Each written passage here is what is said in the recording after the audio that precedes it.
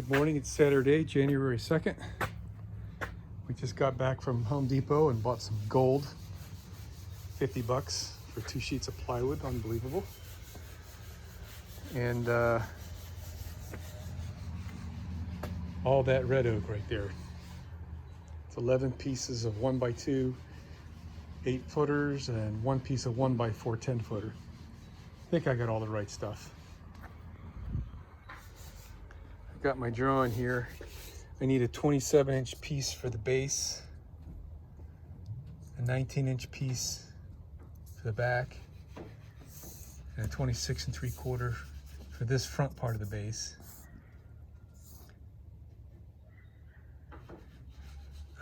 Hopefully all this works out. 2 sheets of plywood is supposed to be enough.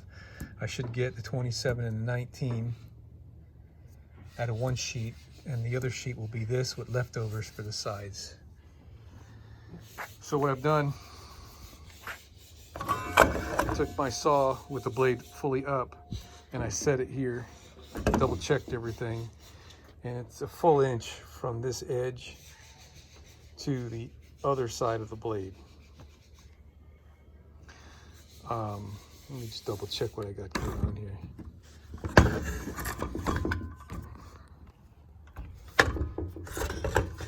So this is what I did. I measured from that side of the blade to the edge, and it gave me 27 inches. So I'm going to double check that one more time. I've already double checked this like 3 times already, and we are up elevated on 1x wood, so the blade can go through without hitting my trailer. So we're going to cut that 27, and guess we'll go ahead and cut the 19. So these 2 pieces of wood are not quite the same. This one has got a little bit more wow in it. So I want to use the straighter wood for this piece, because that's gonna, I'll show you what we got going on here. That's gonna be, this is the front view, going along where the drawers are gonna go. The drawers are gonna go inside the opening. So this needs to be pretty straight, and hopefully over 24 inches I won't get any sag in that. So here we go. All right, that cut came out perfect. I got it stood up right there. It's exactly 27. So I think the next piece I want to cut, well, this piece on the back does not need to be straight, because it's going to get attached to this, which will straighten it. And it'll also be attached to this 1x4, which will straighten it there. And the bottom will be attached to this piece, and the sides. So this can be the most crooked piece of plywood.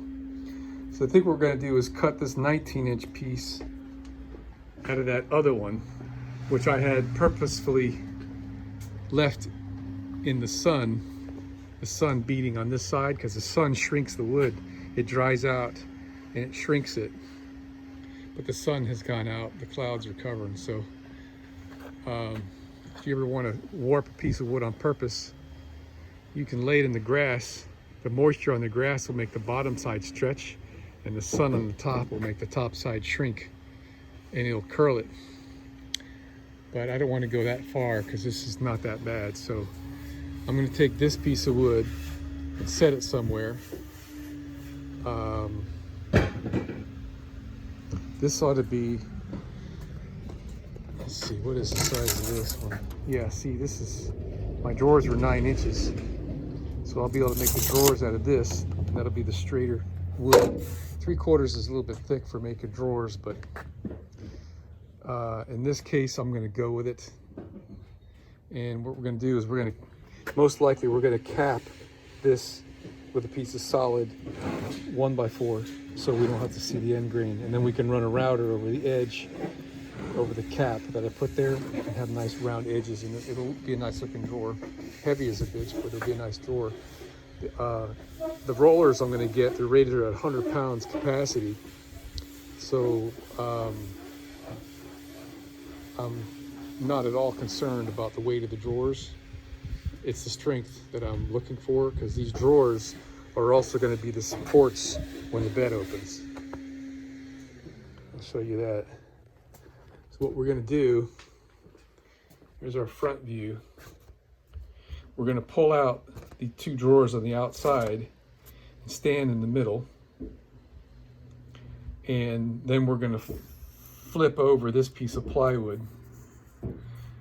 And this edge is going to rest on the top of the drawer. Oh yeah, the drawers are going to have to go over the front, not on the inside. I forgot about that. I've deleted a lot of detail on this drawing so that way I'll make less mistakes when I'm cutting these pieces. When it comes time to making the drawers, I'm going to add that level of detail back in so I make sure I get all that right. But so when the drawer gets pulled out of here, which it's not shown, the drawer is going to have a nylon slide at the bottom edge, and it's going to be up off the bottom by about 1/8 of an inch when the drawer is closed. When we roll the drawer out, the natural sag in the drawer, that nylon is going to try to reach the floor. And then we'll flip the top over, and the top will rest on the top edge of the drawer face. So that's the plan for all that. So we got our 27-inch piece cut.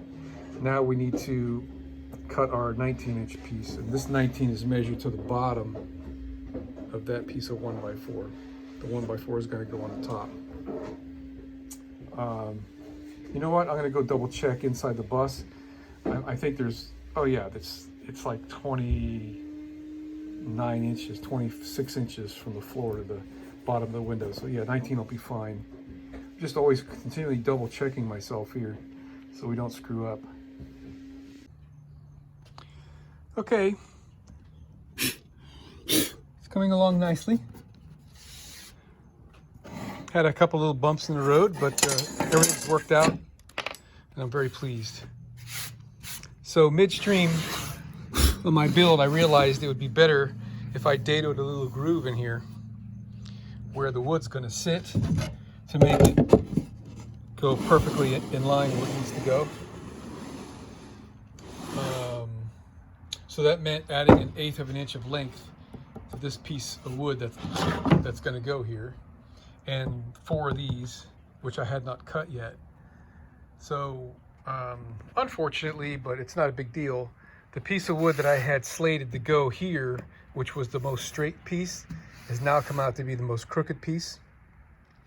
But I've got an idea for that I think I'm going to go with.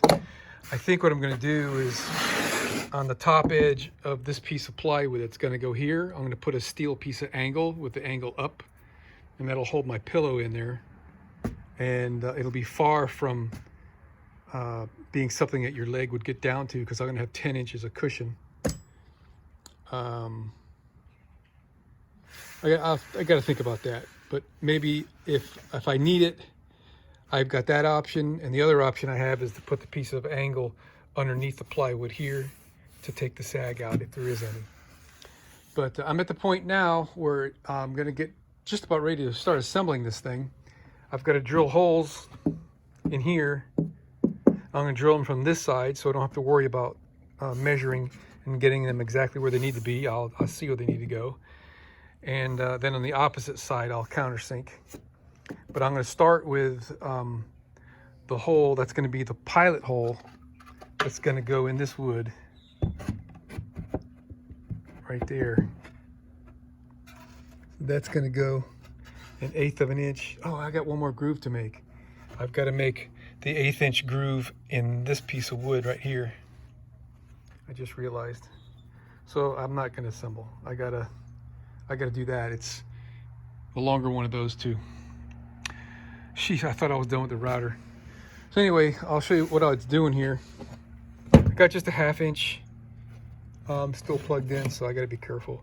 Just a 1/2 inch router bit and straight cut, and I was using my square, and then I would clamp my square with 2 clamps, so I knew I was straight. And I was measuring 1 inch and like 9/16 or whatever it was from the desired groove. That's the measurement from the cutting edge to there, more or less. And I was kind of overshooting it or undershooting it, however you want to look at it, so I could sneak up on the cut. And that's what these marks are right here. I would have the square on the spot clamped, right? Make my cut, and then I would see that I needed to move it, you know, a hair one way or the other. So I'd make a pencil line. This is a better example. I'd make a pencil line, move the square to the pencil line, and then make another cut. So I just inch by inch, and right now they're exactly 24 inches space from this side to this side in all 3 positions. So I'm dead on the money. Now the trick is going to be to get this groove on that piece in exactly the right spot. Here we go. Okay, it's about 9 o'clock at night, so I call that a full day. We got it assembled. It's glued and screwed. This is the bottom. It's up on its nose right now. This is the front, and it came out perfect. I mean, it's almost dead straight now after assembly. I don't know if I can show you that angle there. This was the one that had a big warp in it, but because of that groove, it straightened it right out. Now this has got a little bit of a wow in it down there. That's going to get straight when we put the 1x4 on it. All these are perfectly square up here. They're a little bit out of whack down here, but when we screw these to the floor, we'll be able to compensate. All right, it looks good.